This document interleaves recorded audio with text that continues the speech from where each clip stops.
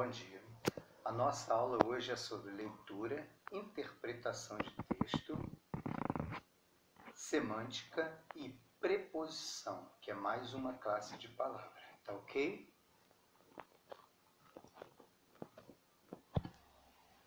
Bem, falaremos sobre a preposição.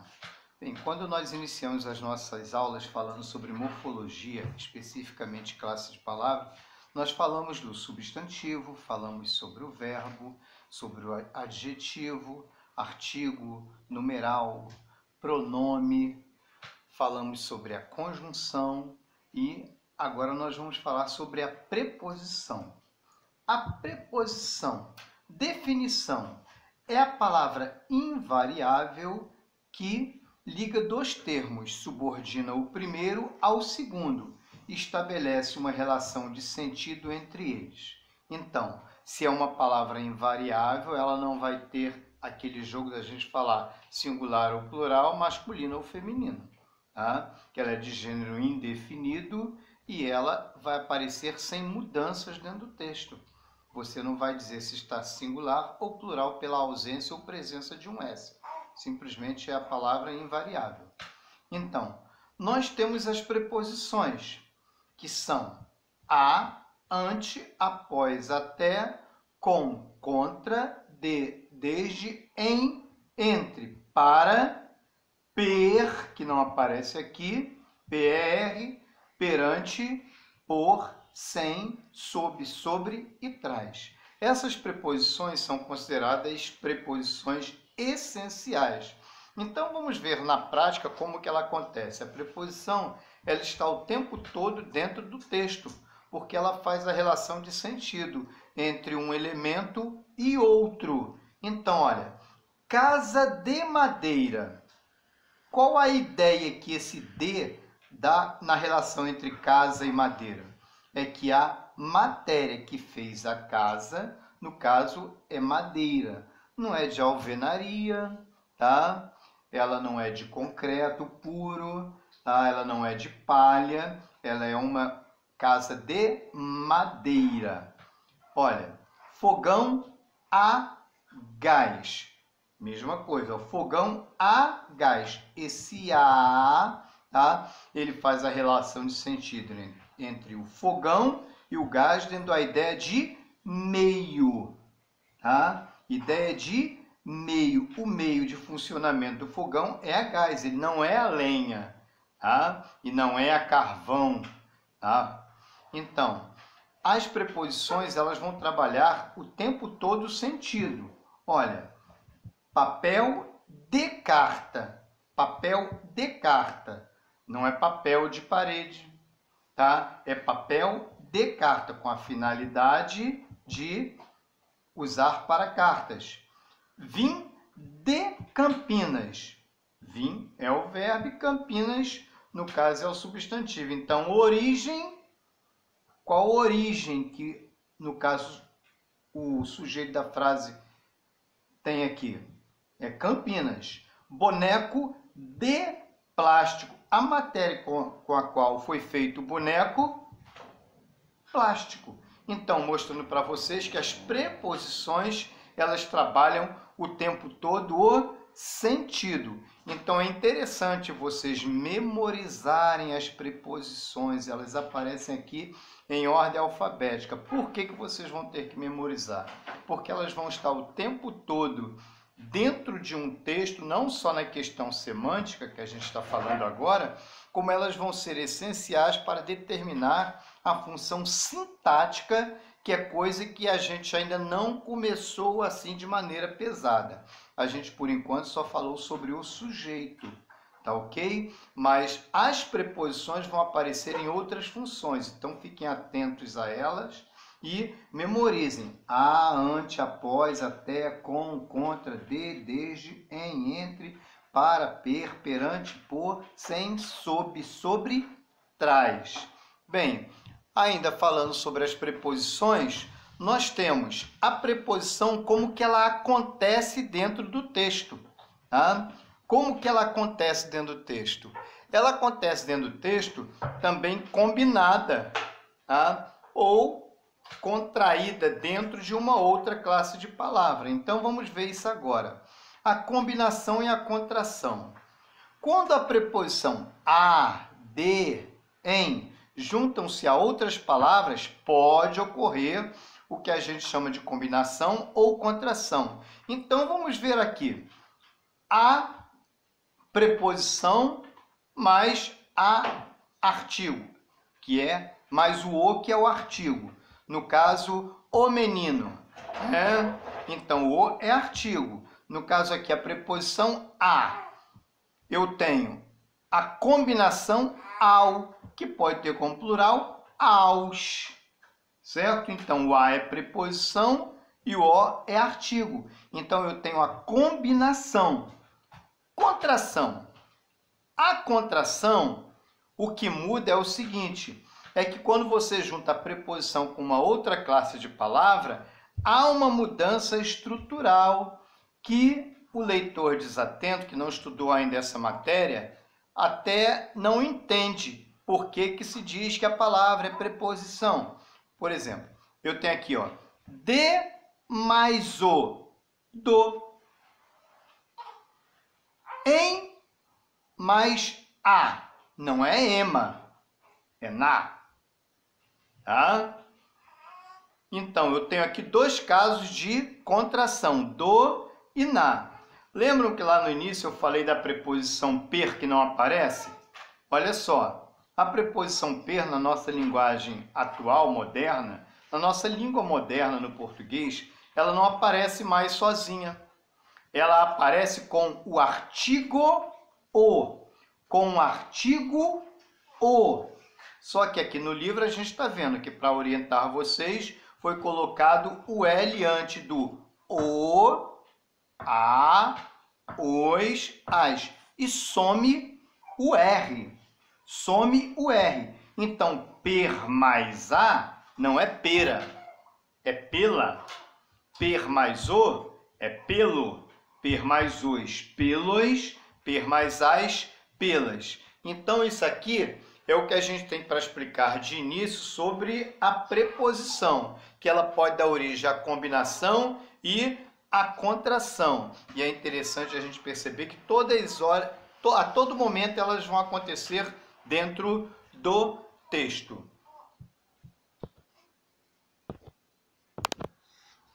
Leitura e interpretação envolvendo a questão semântica.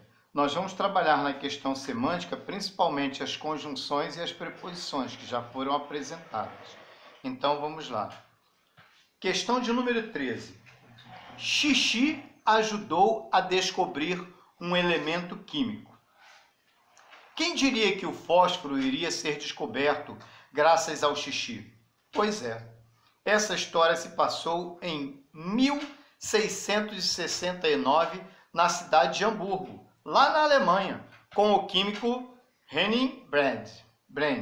Henning era chamado de o último dos alquimistas, por nunca ter deixado de buscar a pedra filosofal. Diziam que essa pedra transformaria qualquer metal em ouro. Esse químico persistente pode não ter encontrado a tal pedra, mas descobriu o fósforo. Como? Ele encheu 50 baldes de xixi, onde ele recolheu, não sei, tá? E os deixou apodrecer. Eca! O pior é que, depois de um tempo, os baldes começaram a criar xixi e começou a criar vermes. Mas, eca! O Henning resolveu ferver tudo aquilo. Uma pasta branca começou a ser formada. Então, ele esquentou a mistureba com areia para finalmente destilar. Deixar cair gota a gota. O novo elemento brilhava no escuro e por isso foi chamado de fósforo. É que, em grego, fósforo quer dizer o que traz a luz. O sentido da expressão é que, em destaque no texto, pode ser observado em A, B, C ou D. No próximo texto, Cinderela, nós temos um desafio aí, que algumas palavras foram digitadas pelos autores do livro, é claro, né, na gráfica. Algumas palavras estão juntas, sem o espaço. Então, quando eu estiver lendo, vocês vão prestar atenção a essas palavras. Era uma vez um senhor viúvo que tinha uma filha a quem amava muito. Ele decidiu casar-se novamente com uma viúva que tinha 2 filhas. O pobre homem morreu, deixando sua filha desolada. No entanto, a madrasta e suas filhas ficaram felizes com a herança. As 3 mulheres invejavam a beleza e a bondade da moça. Então a converteram em sua criada e a chamavam Cinderela. Cinderela lavava, limpava, passava e cozinhava. Neste trecho, pode-se afirmar que a palavra pobre deve ser interpretada como A, B, C ou D. Próxima questão.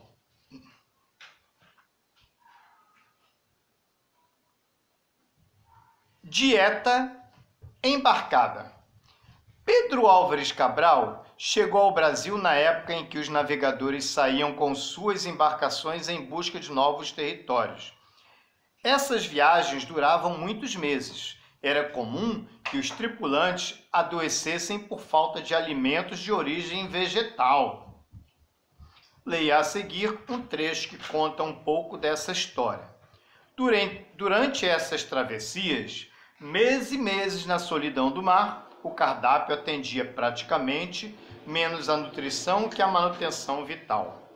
Carne seca, salgada, peixes em salmoura, sal, guardados em barril, algum vinho, vinagre, sal, cebola e alho, condimentadores, e o biscoito, conduto essencial e único. Nas raras vezes em que traziam pão, este abolorecia, estragava com certa rapidez, fazendo-se intragável a ausência de frutas, legumes e doces. Diz a lenda que essa doença era o escorbuto. Pela leitura atenta do texto, podemos afirmar que o uso do pronome este é justificado. Letra A, B, C ou D. Esse próximo texto aqui seria interessante vocês pensarem a importância de se ler, de participar das aulas, tá ok? Com a palavra litera scripta manet, a palavra escrita permanece, profetizou Horácio em Roma antiga de quase 2000 anos atrás. O espantoso é que às vésperas do 3º milênio, com a revolução digital em plena ebulição, a palavra escrita continua de pé, revigorada pela nova tecnologia. Apesar das várias roupagens inovadoras que a mídia vem experimentando, a palavra escrita não foi destronada da posição central que ocupa em nossas vidas. Fala-se com arrobo sobre os inesgotáveis recursos das novas tecnologias, como o vídeo ou a realidade virtual. Mas qualquer reflexão sobre o tema, invariavelmente, orbita em torno da matéria-prima desta página, o texto. Na verdade, a palavra escrita não apenas permanece, ela floresce como trapaceira, como trepadeira nas fronteiras da revolução digital. A exploração de mensagens via correio eletrônico constitui o maior surto de correspondência já visto desde o século XVIII. Hoje, o mais novo desafio dos infonautas, os astronautas da informática, é justamente inundar o espaço cibernético com zilhões e zilhões de gigabytes de devaneios no novo alfabeto mundial, ICE, código criado em 1968 nos Estados Unidos para padronizar os caracteres usados entre as redes de computadores. O motivo que causa espanto no autor é A, B, C ou D. Agora, antes de virar a página aqui, eu vou mostrar para vocês que a preposição em forma de combinação ou contração, ela está o tempo todo dentro do nosso texto, tá? Ó, na, de, ó, às vésperas, que é a mais as, né? Com, em, de novamente, tá? Pela, que é per mais a, das, que é de mais as, da, que é de mais a, em, de novamente, sobre, da, que é de mais a, em, da, de mais a, dois, que é de mais os, da, de mais a, de, com, no, em mais o, para, entre, de. Então percebam vocês que essas palavras vão acontecendo dentro do texto, dando uma relação de sentido entre alguma coisa anterior e algo que vem posterior. Tá? São palavras bastante ricas dentro do texto. Então, vamos agora mudar de página para dar continuidade à nossa interpretação. Tá ok? Questão 17. Chocolate, uma doce história. Já interessou a muita gente, né? Imagine a surpresa dos navegadores espanhóis quando chegaram pela primeira vez à região do México, no final do século XV. Eles que viam todos os pimpões e metidos, achando que a Europa era o centro do mundo e que na América só existiam selvagens e feras, deram de cara com o Império Azteca. Era uma civilização superdesenvolvida cuja capital, Tenochtitlan, nem sei pronunciar direito isso aí, era bem maior do que qualquer cidade europeia da época. E não era só de arquitetura que os astecas entendiam, não.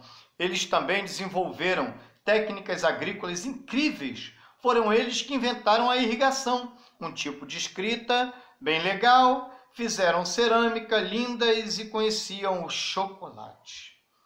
Se você já está se sentindo eternamente grato aos astecas por terem inventado o chocolate, pode parar um pouquinho. Ninguém sabe exatamente quando surgiu essa guloseima irresistível, mas é provável que a primeira civilização a prová-la tenha sido a dos Olmecas, um povo que viveu no mesmo lugar que os astecas, mas vários séculos antes. E antes de chegar às mãos e ao estômago dos astecas, o chocolate ainda teve que passar pelas civilizações maia e tolteca, que também moravam na mesma região. Ou seja, o chocolate nasceu no México e seu consumo foi sendo transmitido e aprimorado através de várias civilizações, chamadas de pré-colombianas, porque habitavam a América antes da chegada do Cristóvão Colombo. Mais uma coisa você tem mesmo que agradecer aos astecas. Foi por causa deles que as sementes de cacau embarcaram em uma longa viagem para a Europa e lá se transformaram no chocolate, como a gente conhece hoje. Ao se fazer a análise do texto, imagine a surpresa dos navegadores espanhóis.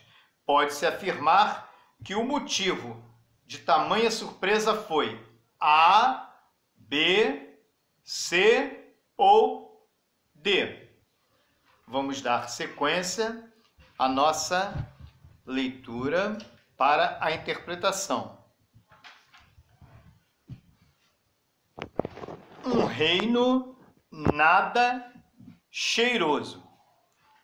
Quem já vasculhou a área de higiene deve saber da história de um rei porcão chamado Luís XIV. Mas não pense que ele era o único a ter uma certa cisma com banhos, não. Luís XIII, um outro rei francês foi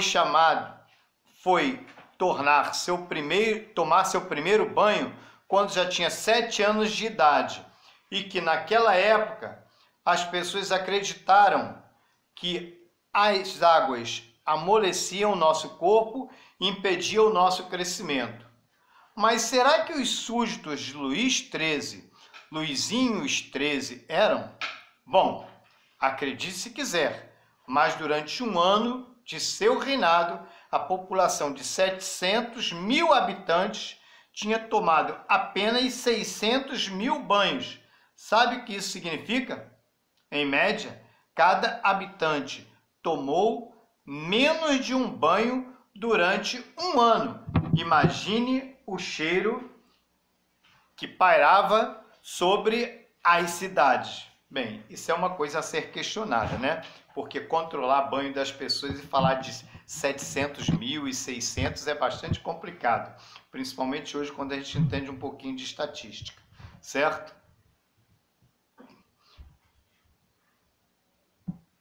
O sentido da expressão é que pode ser substituído sem nenhum prejuízo de significado pelo termo sublinhado em A, B, C ou D. Questão 19. Que cheiro é esse? Mau hálito é uma coisa tão chata, né? E todo mundo sofre desse mal, pelo menos ao acordar. Mas por que será que isso acontece? Talvez você não tenha percebido, mas quando estamos dormindo, quase não salivamos.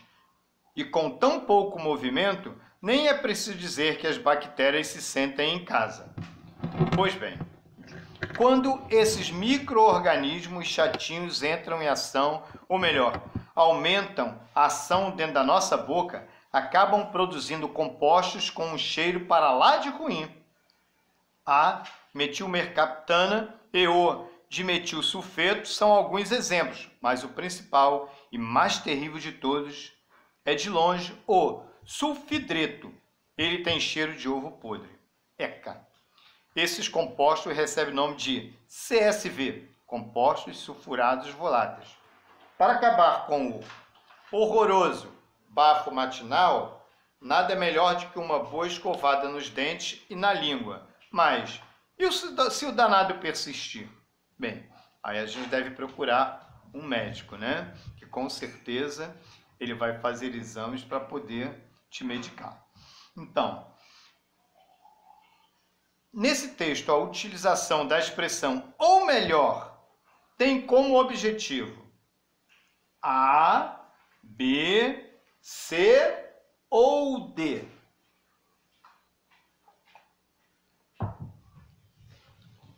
Vamos a outra questão. Os textos são bastante grandes, né? Então vamos lá.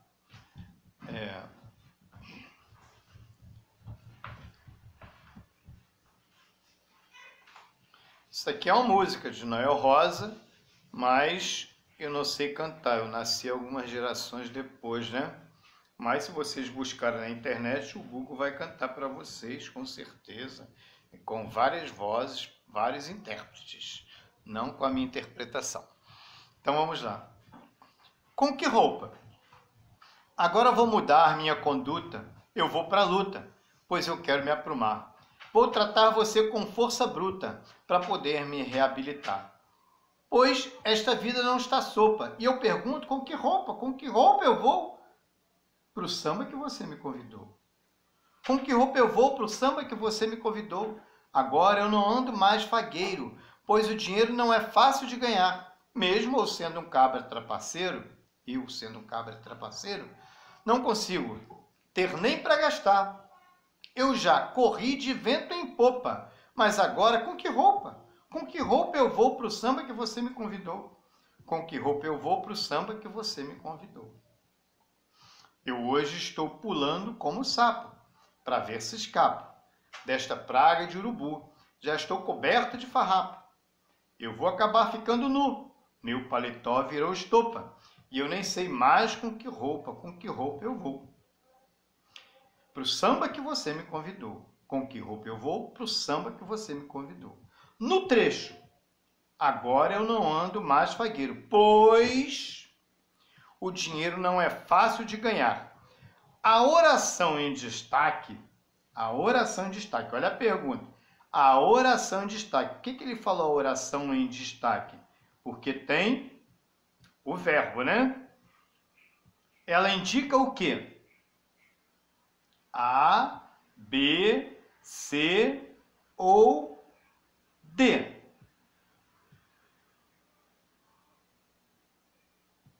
Bem, vamos à seguinte questão.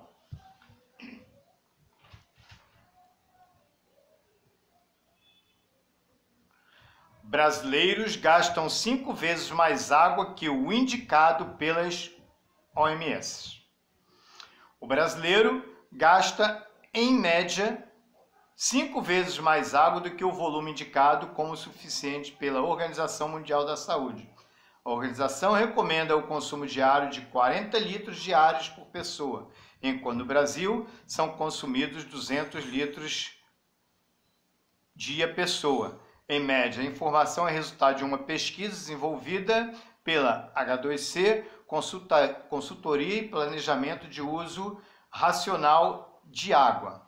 De acordo com a consultoria, faltam políticas globais de incentivo ao uso racional da água e as iniciativas existentes estão sempre voltadas para o aumento de produção de água e não para a diminuição do consumo. Até quando vamos deixar as campanhas de uso racional da água nas mãos das concessionárias? Isto é contraditório, porque o negócio delas é vender água. Assim, quanto maior o consumo e, por decorrência, a venda de água, mais as concessionárias lucram, destaca Paulo Costa, consultor especialista em projeto de uso racional de água.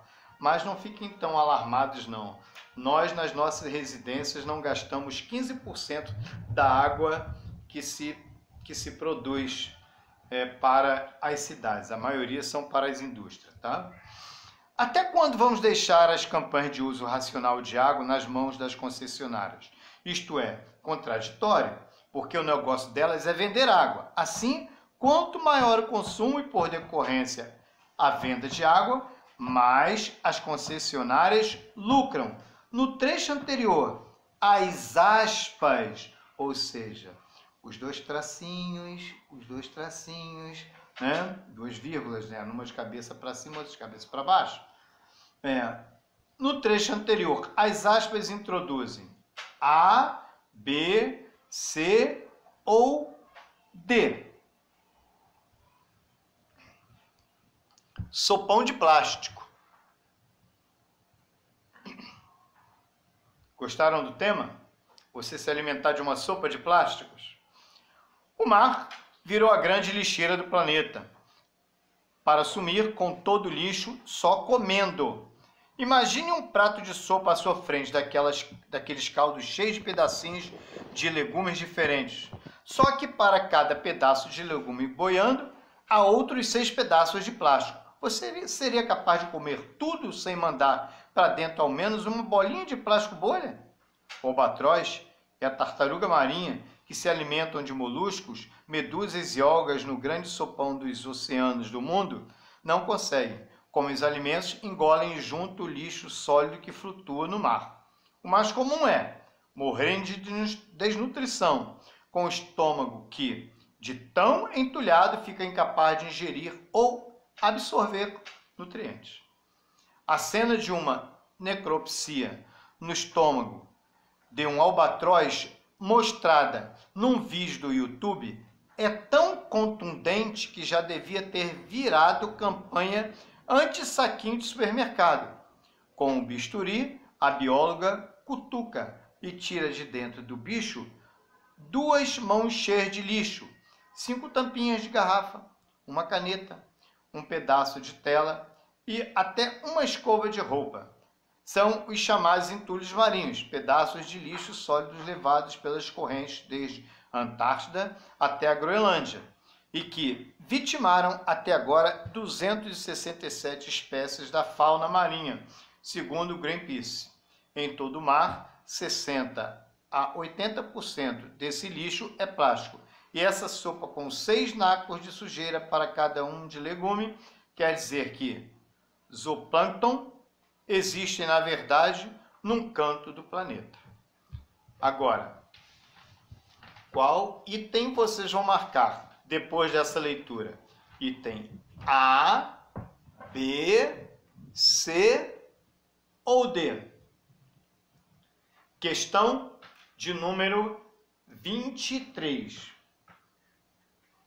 O filho do alfaiate chega para o pai lá no fundo da loja e pergunta: o terno marrom encolhe depois de lavado? Por que você quer saber, filho? O freguês é quem quer saber. Ele já experimentou? Já. Ficou largo ou apertado? Largo. Então diz que encolhe. O alfaiate pede que o filho responda ao freguês que o termo encolhe. Letra A, B, C ou D. Questão semântica, exclusivamente semântica essa interpretação, né? Bem, questão de número 24 e última de hoje. Sou médico, deixem-me passar! Primeiro quadrinho. No segundo, abrem espaço para ele. E no terceiro quadrinho, obrigado. O fato responsável por gerar o humor da tira não é abaixo, é acima. Tá ok? É A, B, C ou D. Faça uma reflexão sobre a questão. Bem, gente, tentem procurar dentro de todos os textos as preposições e para ver se vocês memorizam, porque vai ser essencial para a gente começar a trabalhar a questão da análise sintática, tá ok? Que vocês tenham uma excelente semana, tá? E tenham um bom dia com muita saúde. Fiquem com Deus. Tchau.